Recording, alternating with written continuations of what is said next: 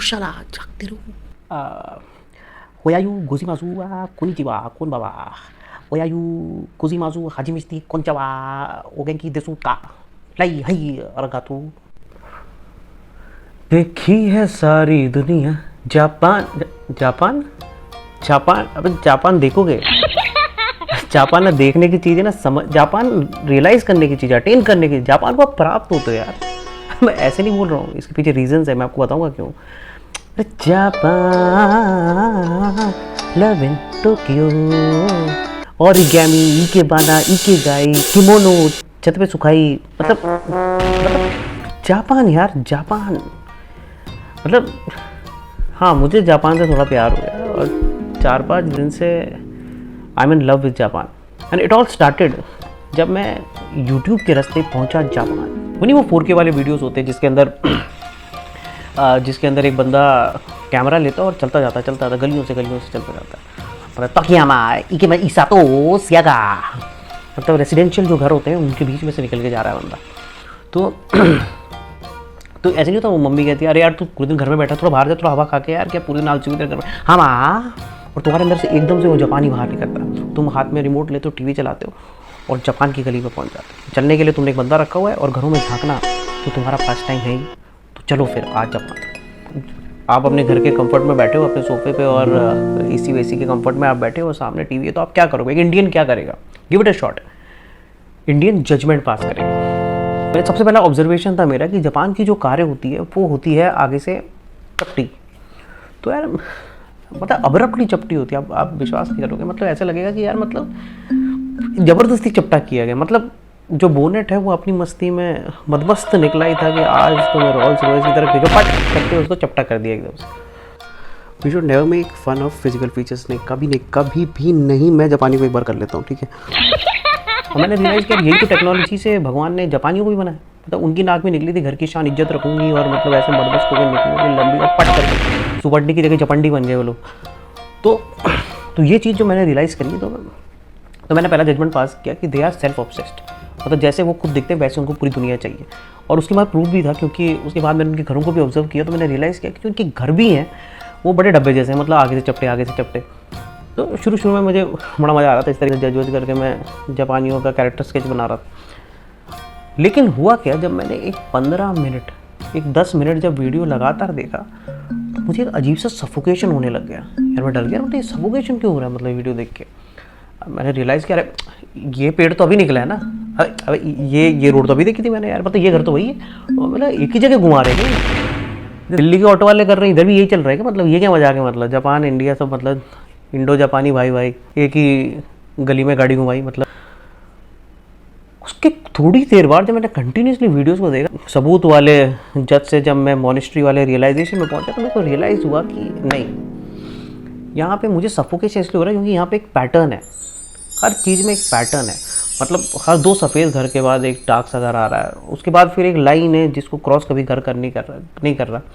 एक law abiding nation की मुझे भूसी आने लगी। तब मैंने रियलाइज़ किया कि सफोकेशन जापान के कारण नहीं हो रहा है, ये सफोकेशन मेरे इंडियन होने के कारण हो रहा है। मैं आपको समझाता हूँ, बहुत इंपॉर्टेंट चीज़ है। इंडिया के किसी भी रेजिडेंशियल एरिया से गुजरना है तो आप क्या देखते हैं? इंक्रोचमेंट। आप देखते हैं इंक्रोचमेंट, मतलब थोड़ी तो दीवार आएगी ही सड़क पे, मतलब थोड़ा सा गार्डन आ रहा है सड़क पे। अब किसी ने रेस्टोरेंट खोल लिया, कुर्सियाँ लगाई तो थोड़ी तो आएगी ना वो सड़क पे। उसके आगे कुछ ठेले लगे हुए हैं तो फिर वो सब्जी वाले ठेलों में से कुछ सब्जियां नीचे, कुछ ठेले के ऊपर कचिक करके आपने उसके ऊपर पैर रख दिया तो एक्सपीरियंस। तो वो क्या रहा है, हर कदम पे आपके आ रहे हैं experience, visual experience, everything is different. और थोड़ा और आगे जाओगे तो आप देखोगे कि सड़क पे 2 बंदे गाड़ी रोक के खड़े हैं मेन रोड के बीच में और बातें कर रहे हैं।